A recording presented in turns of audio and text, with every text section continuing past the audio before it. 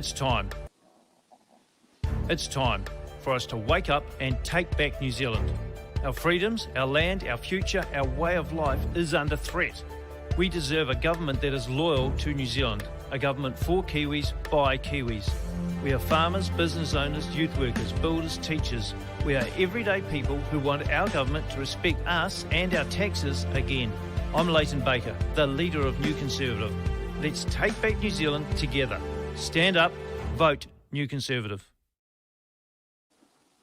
Hi, and welcome to this Facebook Live event. My name's Leighton Baker. I'm the leader of New Conservative, and tonight we're actually in the Waikato. So it's been really nice to be here, although there is a spot of that beautiful Waikato liquid sunshine coming down tonight. Hey, look, we just wanted to talk about a few issues and then take some questions. And so hopefully you can stay with us and ask questions, and hopefully we'll be able to answer most of them for you tonight. We've had a great time travelling around New Zealand. We've been up to Dargaville and Whangarei and in north of Auckland over the last week, just meeting some really amazing people and going back to some places where I used to live, which is always fun to meet some old friends and that. So we've really, really enjoyed that process. And actually, one of the things I did is I went back to the farm I left school to work on, 35 years ago. And when I was working there, the guy that owned it at the time, his family still do, there was a bit of bush down on one of his paddocks, and the cattle grazed through the bush and all the rest of it, and he went and fenced it off, and he put it in the QE2 reserve, which means no one can ever farm that bit of land again. No one can ever forest or log it. It belongs to the Queen Elizabeth Trust. And what's happened when we went back this time, 35 years later, it was just amazing. Native pigeons going through the growth of all the trees in there. It was fantastic, and it just reminded me how much farmers actually really, really love the land and how much effort a lot of them put into it. We spoke with another farmer over Whangarei Way, and he just put 40 hectares of swamp, wetlands, fenced it off, planted about 15,000 native plants himself, just protecting the natural environment. It's so good to see. And I guess that's what made it disappointing with Jacinda Ardern's, the Prime Minister Jacinda Ardern's comments in the leaders' debate, when she sort of made inference, I would suggest, that farming was a bit antiquated and not so for New Zealand farmers. You know, they do make some of the world's finest food. They make it producing the least emissions, and we need to be supporting and encouraging them, like I've said before, rather than hammering them down. So I think she was probably a little bit unfortunate the way she worded it. And but to the farmers out there listening tonight, I really value what you do. I think you do a fantastic job, and we just want to support you, encourage you, and help you work through the areas that are most difficult for you.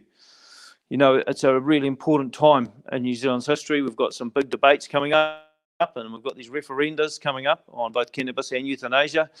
I was sent a link today to a report done overseas, just linking cannabis with teen suicide, and it was basically saying that young cannabis users were 3.5 times more likely to attempt suicide. I mean, that in itself should be enough for us to say no to legalising this really harmful substance in New Zealand, because when we legalise something like that, the government is saying it's okay, and that's what the young people hear. You know, they don't necessarily hear all the rules and regulations and restrictions you put around a product. They simply hear the government think it's okay.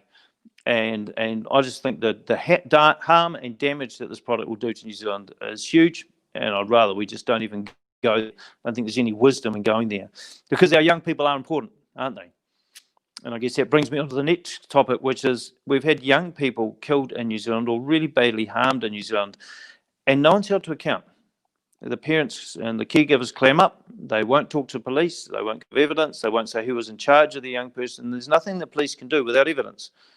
Because that's the justice system.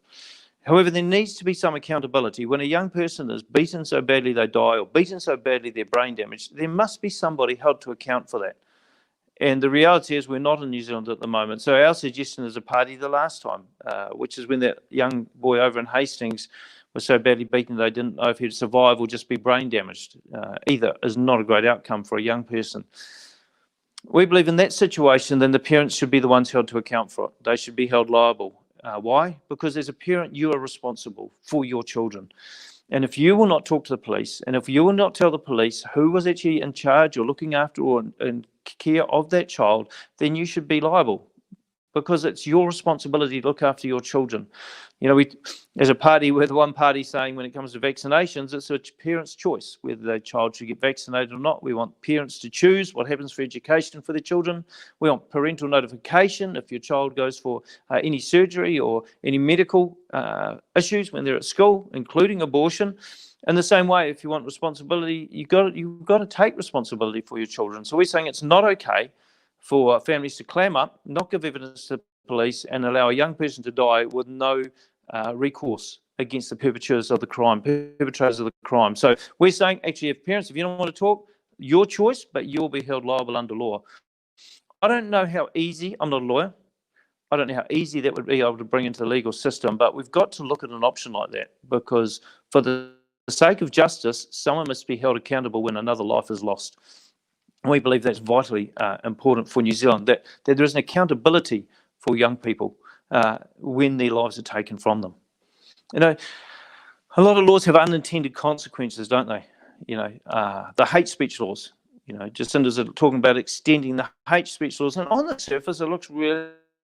I mean, she's just saying, look, we just need to extend the hate speech laws to cover religion. So what is the concern around it? Well, the concern around it is good law is really easy to clarify and easy to defend. But the hate speech laws bring in this thing, well, what is hate speech? Who defines what hate speech is? It becomes very, very subjective. And then the issue is, who is actually deciding what is hate speech? Because then they can criminalise whoever they don't actually like. And we see it taken out to the nth degree. It's like, well, hate speech if you speak against the government. Now, if the government is control of hate speech laws, and they bring in a law saying it's hateful to speak against the government, you can all see where it leads. So as a party, we're saying democracy is so vitally important, because democracy gives us freedom. And the first freedom you lose is actually freedom of speech, because without the freedom of speech, you cannot contest ideas. Now, we don't want people inside towards other people. We're not into that at all, one remotely. But the other thing we don't want is for the people of New Zealand to lose their ability, their right, to actually discuss and debate all ideas on an open forum that we, the people, can make a decision on, because that is democracy. So I can see where Jacinda's coming from in regards to not wanting people vilified and not wanting to incite hatred. But there's also a real concern that once we open the door to allow the government to control what is said, how far do they take that? How far do they take that opportunity, that responsibility for control? We were talking last night in Hamilton and discussing, what's the difference between communism and socialism, and how do they come in? And socialism is when the government controls everything. Communism is when they own everything. And the slide to socialism is simply a government getting more and more control. More control of your private lives, more control over your assets, more control over your finances. And I would have to say there is some genuine concern in New Zealand with laws like the Firearms Amendment Act, which took the private property rights of farm owners, the New Tenancy Act, which basically reduces rights of people that own rental properties. Those are removing private property rights of people. The abortion law, which allows full-term abortions, but says also that children that are born alive to abortion cannot be given medical help. Well, that's actually taking the human rights off individuals, because those children that are born alive during an abortion attempt are not allowed, the government voted no, they're not allowed to get medical treatment. So they're the only people in New Zealand, human beings in New Zealand, that are not allowed medical treatment. So that is taking away their human rights. So you can understand why people are concerned. Loss of private property rights, loss of human rights, now talking about controlling speech. That does ring bells for people, because the issue is with what happens when you get to a socialist government is it doesn't actually, generally what happens is it impoverishes the people. We can just see what's happened with Venezuela. I think they brought in a universal basic income, and the place is a court case. Socialism, the lack of reward for effort reduces productivity, and reduction of productivity actually brings poverty. And I don't think we want to go there as a nation.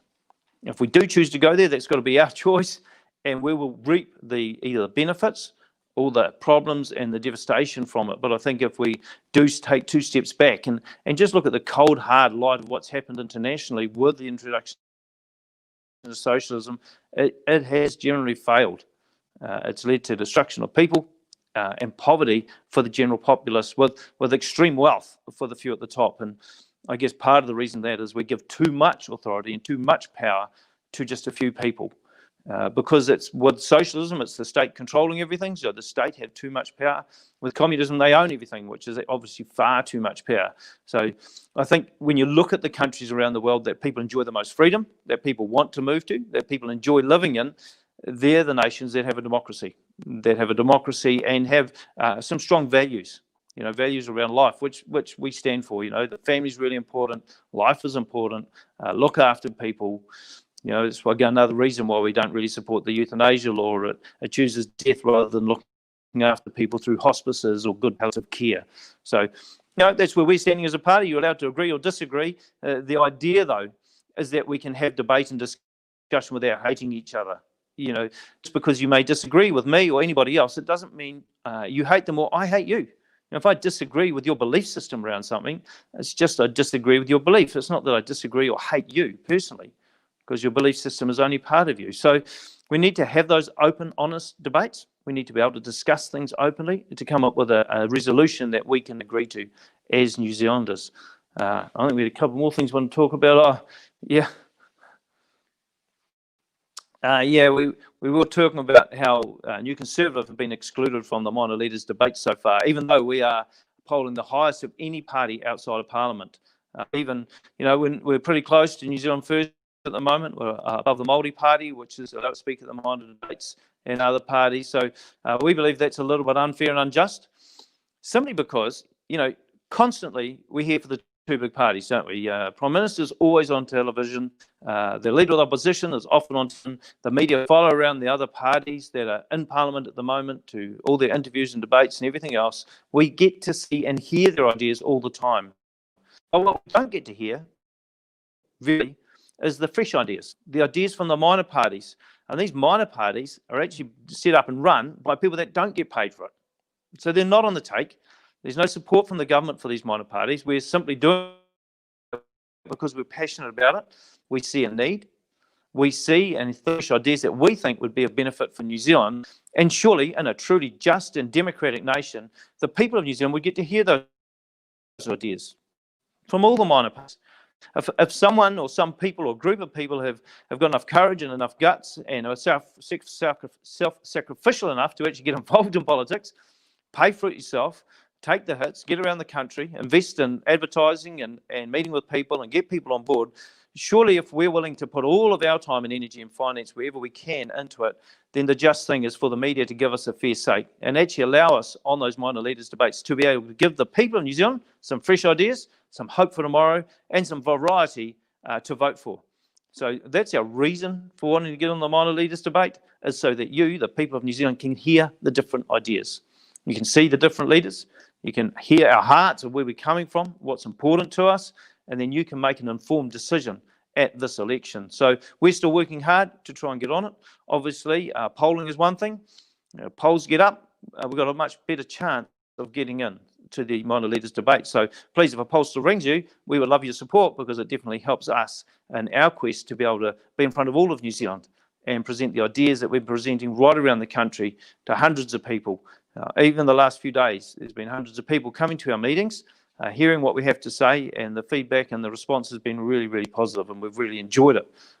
So a big thank you to our supporters, our conveners, our candidates around New Zealand. You guys rock. I mean, we got the easy job. We sort of just turn up and get to speak and meet people and talk and chat. But, someone else has booked the hall and organised and got the signs out and put the advertising out and put flyers in letterboxes and got there beforehand and has the paperwork ready and the sound system sent up. So I just want to really salute you people and say thank you so, so much.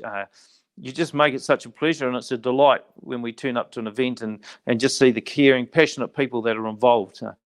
People really concerned about New Zealand. One of those people I was speaking to actually up in Whangarei, and he owns a building company. He did some quick math on Labour's plan to give us an extra 5 days holiday, sick pay, as well as 1 extra day of public holiday, matariki, and also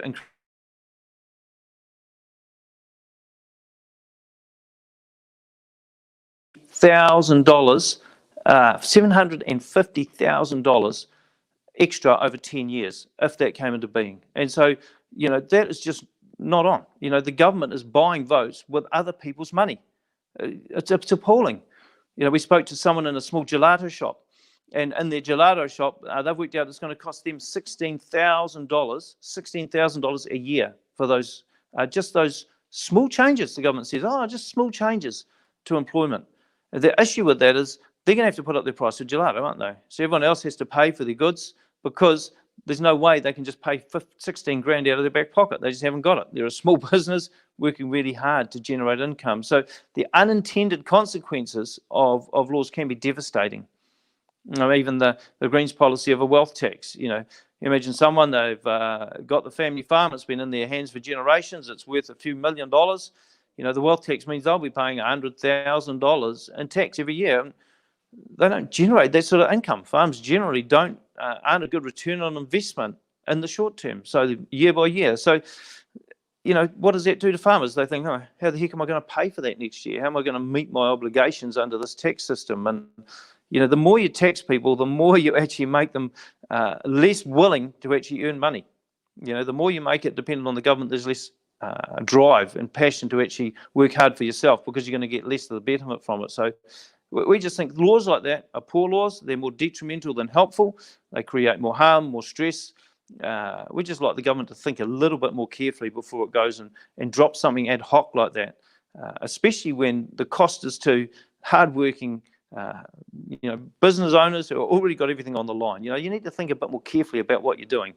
You need to be a bit more concerned for the people that it affects, and understand. For us as a party, so many of our candidates own small businesses. They run them, they employ people, they have to pay their staff and do all of that. And every time they get something like this, it's like another body blow. And they go, why bother? What is all this aggro for when you're continually having to pay out and pay out and pay out? And it's not fair for a government that isn't really made up of people that have been self-employed, that hasn't really got that real lifetime experience of what it's like to own and run a business and employ people and be responsible for their wages year in and year out and day out, and their health and safety and their uptake, and making sure that you've got enough workers on site to meet your obligations to your employees, to your people you're contracting for. Those are big issues, and we need a government that's actually got practical, experienced people in it that can understand how these laws that sound like great ideas actually affect the person on the street. Because in reality, it's those business owners that are paying the majority of the tax. They're the ones that are generating income, generating jobs. We need to look after them, because if they stop employing people, we're in deep strife. We really are. So look after employers, look after farmers, treat people with respect, and be wise in the laws you bring out, that you don't actually create more mayhem than you do provide answers. So those are the main things I really wanted to talk about tonight. I know there's some questions coming in. Some people saw a thing on the news last night where coincidentally, I was at a mall in Auckland, which I don't even live in Auckland. I had to meet a TV crew there. And just coincidentally, while I met the TV crew there, just by accident, pure accident, there happened to be a young lady there who wanted to have a go at us about some of our policies. And she just happened to have a go at us in front of the TV cameras by coincidence. Amazing. And that coincidence got caught on camera, and strangely enough, that was what was put mainly on the news, not most of the interview that we had earlier, but that was the focus on the news, was this young lady expressing her distaste in some of our policies, which I don't mind that, because the reality is I'd rather she come and talk to us about it than go around and deface our signs and cut our faces out like so many other people have that disagree with us. At least she was willing to debate and discuss and talk. That's great.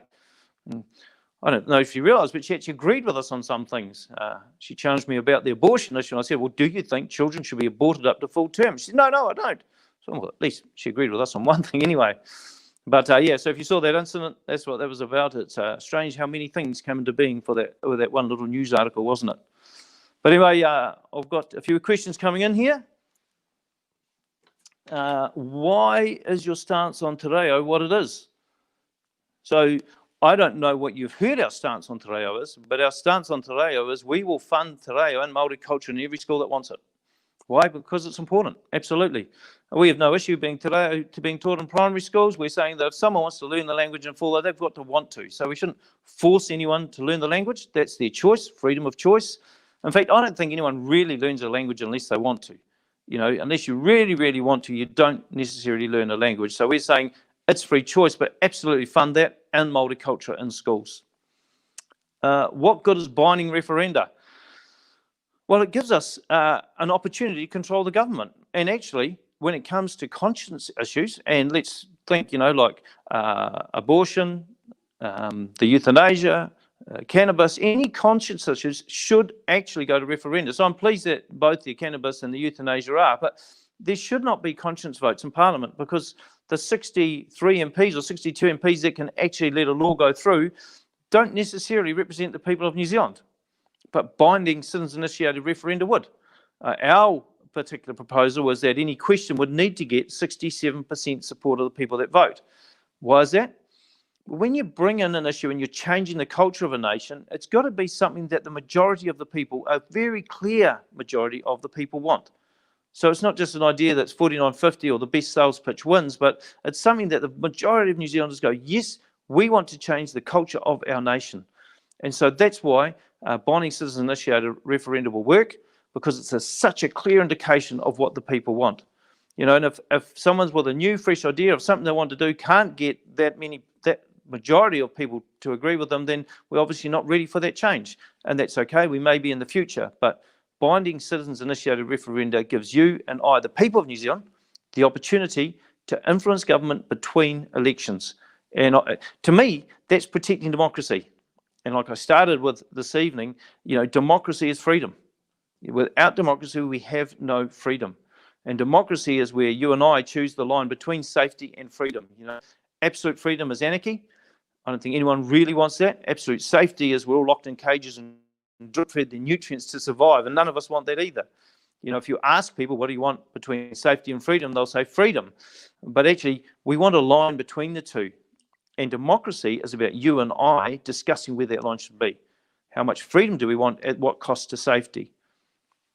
Actually, the euthanasia is a great example of that. So the euthanasia is, I want the freedom to choose when I die. That's the proposition put forward. The safety concern is, well, what about the elderly that suffer elder abuse and the disabled that will be pressurised to terminate their lives simply because of the burden they are made to feel on those around them, their caregivers. And so we're saying actually the risk to safety is greater than the need for the freedom. That's our position. New Zealand gets to discuss and debate and decide that on the 17th of October, but it is a big decision. Because if we pass a law that means some innocent people die, that blood is really on our hands as a nation.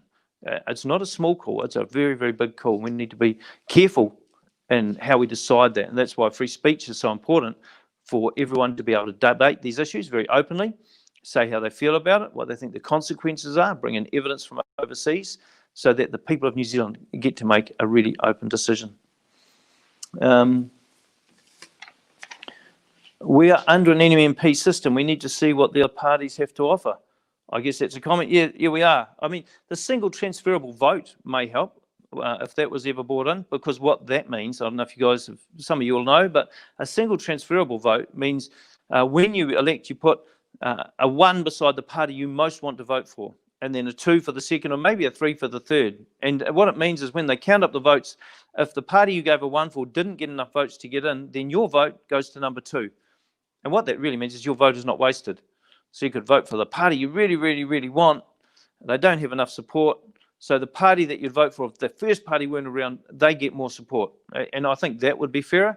But the reality is we need to change the whole system we've got.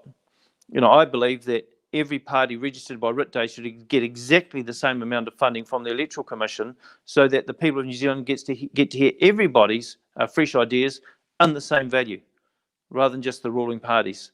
And I also believe, leaders' debate should be all leaders. And maybe we have to have 3 rounds. You mix them up, draw their names in their hat, might have to be 3 rounds to accommodate them all. But we can do it. I mean, to say, oh, it would be a bit crowded or it might be a bit confusing, that's a pathetic excuse for denying the rights of New Zealanders to hear all the points of view and all the fresh ideas.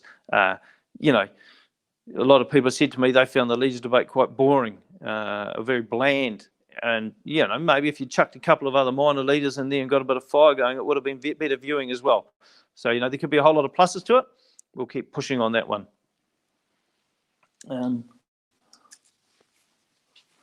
I love English. Why is it compulsory?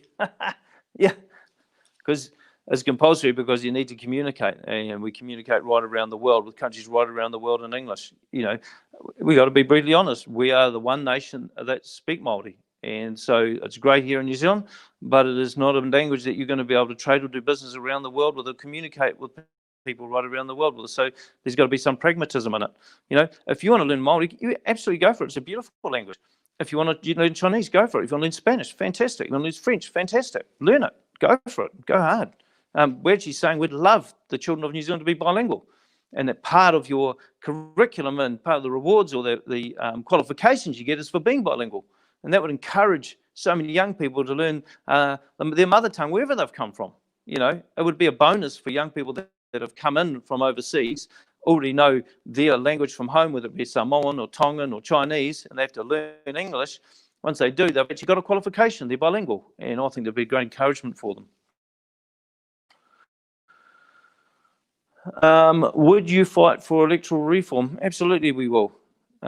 Simply because what we've got at the moment isn't. Do you know that we did a judicial? I wasn't a judicial review. I can't remember the right terminology. We had a review of our electoral system, and that said that we should abolish the Māori seats, but drop the threshold to 1%.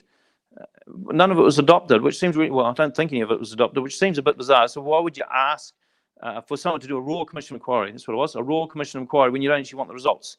You waste your money asking for it.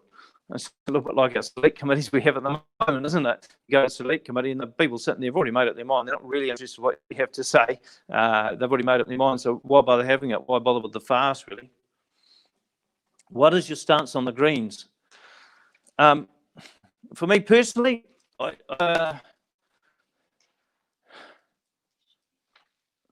the rest of the question. So wanting to include people born with medical disabilities in ACC. Yeah, that's the first I've heard about it. I'd have to give it some thought. If you have a medical disability, by medical disability, I guess you mean that you've had a medical misadventure, that something happened to you medically on the operating table, and you have a disability in ACC. I can see fairness in that. It's still an accident. You didn't do it on purpose, so maybe it should be included ACC. Yep. Remember, I don't think I'd have an initial problem with that, but obviously I'd like to give things thought before actually saying, oh, that's a great policy or not. But on the face of it, seems very fair. No.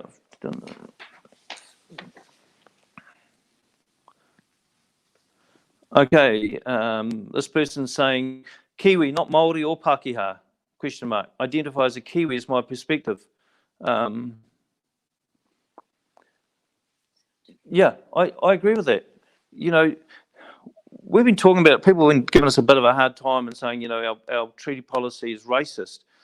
It's the exact opposite, actually, to be brutally honest. And I'll put it on the line here. Our treaty policy is about making sure Māori do actually achieve and succeed. We've been 50 years down this track of separatism, 50 years of saying Māori can't succeed because they're colonised and they were oppressed, and they can't succeed with having extra benefits and extra handouts. What a load of absolute tripe. Of course they can succeed. But for 50 years we've been saying that. Now we have some highly successful Māori, but the reality is so many Māori are overrepresented in all the stats we don't want, whether it be incarceration or child abuse or poverty. There's too many Māori in those stats. So if we continue to do what we have been doing, will we get a different result? No. So at some stage, we've got to say, actually, what we're doing is not working. It's a failure. And yeah, you may wish to continue going down that track. Well, you're just going to have the same result another 20 or 30 years. If you want Māori to succeed, you've actually got to change what we're doing because it's not working at the moment.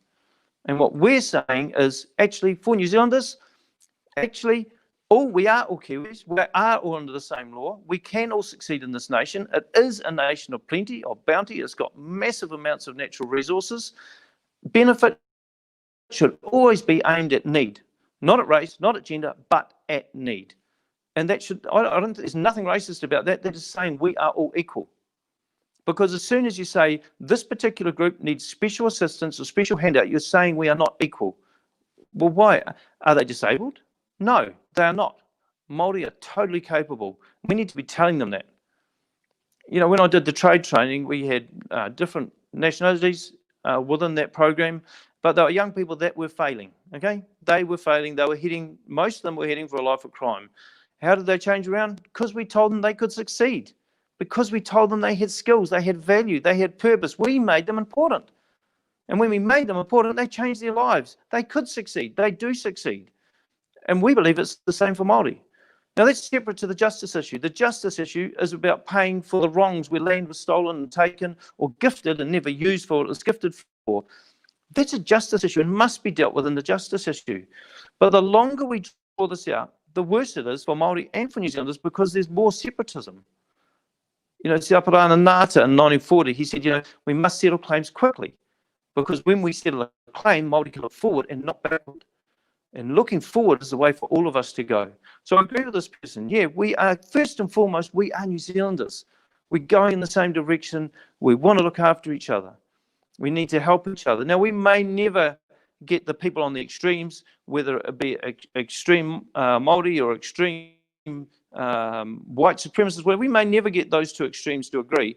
But the bulk of us, the majority of us New Zealanders, want to see Māori succeed in a fair and equitable land. And that's what we're saying as a party.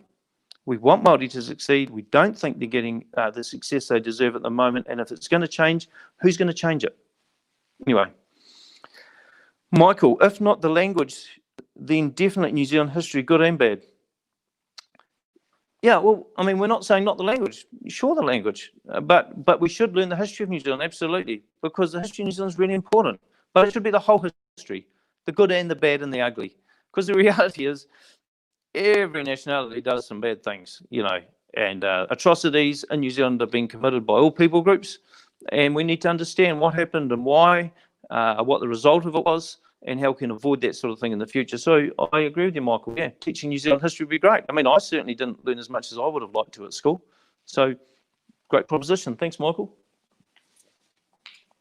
Another one coming in here. Who told Māori they can't succeed? Well, we tell Māori they can't succeed when we say to them, actually, you need extra benefits or extra help to succeed. So when we say there's going to be more places held aside for Māori or Pacifica in this particular area, we're telling them you can't succeed without help. That's the message we're giving them. And that's not true. You know, Māori need to understand they can. They are as capable, more capable than anyone else in New Zealand is succeeding. What has happened in the past happened in the past. We need to look forward. That's our stance. Would NC doing on Reform United merger type of deal with National if NC became a larger party? In reality, if we want to be part of National, we wouldn't start another party. We'd simply get on the National list. So we get on the board with National and do the National list. But we're not actually that happy with everything National have been doing. We think they've moved a long way from their roots. You know, the Charter of National 1936 is really, really cool. I quite like it. But they don't seem to be anywhere near that at the moment. Neglected the fact that the family is important. They seem to have overlooked the fact that farmers need their support. You know, they fully supported the Zero Carbon Bill. They fully supported the Firearms Amendment Act. You know, that was a law passed in 2 weeks. You know, what amazed me is that when the government said they would drop their wages by 20%, it took 3 months to introduce that law because it's hard to change the law. Yet that Firearms Amendment happened in 2 weeks. National fully supported that. You know, a Zero Carbon Bill, they supported that. Was it 30 or 40% of National MPs supported the abortion law? So, you know, no, we don't actually want to merge with them. We would definitely support them in a whole lot of areas, but we don't want to merge with them because we need to keep the flavour and the fresh ideas that we have. We need to bring those to the table so that the people of New Zealand can choose. Because once you become absorbed into a party, you cannot bring any more critical ideas against what that party's doing. And those fresh ideas is what gives us hope for the future. Otherwise, we just continue to do the same old, and there is no hope for the future. So we want hope for the future, and for that we need fresh ideas, and for fresh ideas we need some freedom and some autonomy rather than being sucked up into the larger parties.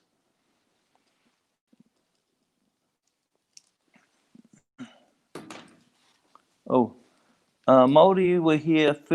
Māori were first as their country, and they have the right to be Māori. Was the visitors need to address this fact that Māori have a different way of doing things? An example was a debate they had in a few. I'm sorry, I lost part of that trying to read it. That moves up too quickly. Māori were here, and the treaty with Māori was a great treaty because it did 3 real things. It gave Māori freedom. because at the time, to be brutally honest, there was a lot of slaves, Māori and European slaves in New Zealand. It gave freedom. It gave private property rights. Māori didn't have private property rights because they could only hold the property if they had a big enough army or strong enough to actually defend that land. That's why Auckland was uninhabited.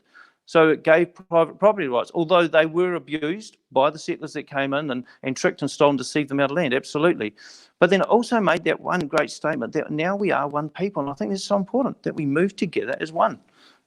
Acknowledging Māori, teaching Māori culture, acknowledging the language of te reo, keeping it happening, but also understanding that as a nation we can't move along in separatist tracks, because the reality is Māori don't all agree on everything. You know, there's no one person speaks for Māoridom. The Māori Party are only polling 1%, so they don't represent all Māori. So, you know, to say you can have two separate systems working side on side when Māori don't even agree, it doesn't actually work. We have to have one law made by all of us. So Māori and Pākehā and the immigrants, we decide on the law and we're all under that law. That's the only way that a nation can move, I believe, that a nation can move forward. I might be wrong, but I cannot see how you can have 20 or 30 different jurisdictions in one country and it be a fair and just place for all peoples.